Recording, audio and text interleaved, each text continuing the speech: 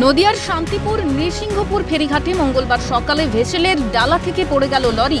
অল্পের জন্য রক্ষা বড় সড় দুর্ঘটনা থেকে। দুর্ঘটনার জেরে সকালে বেশ কিছুক্ষণের জন্য বন্ধ হয়ে যায় যাত্রী পারাপার। কর্মব্যস্ত দিনের শুরুতেই এই ঘটনায় ভোগান্তিতে নিত্যযাত্রীরা। যানবাহন পারাপার বন্ধ। আপনি তো রোগী, কোথায় যাচ্ছিলেন?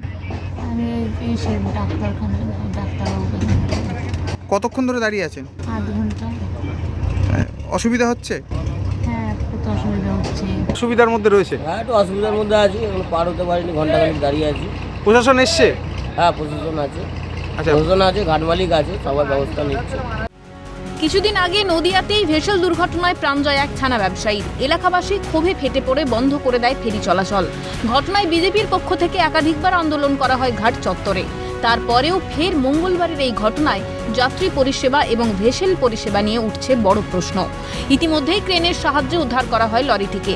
ঘটনাস্থলে মোতায়েন শান্তিপুর থানার পুলিশ। তবে লাগাতার এমন দুর্ঘটনায় যাত্রী সুরক্ষা নিয়ে প্রশাসনের ভূমিকাও প্রশ্নচিহ্নের মুখে। নদিয়া থেকে প্রসেনজিৎ বিশ্বাসের রিপোর্ট, ক্যালকাটা নিউজ।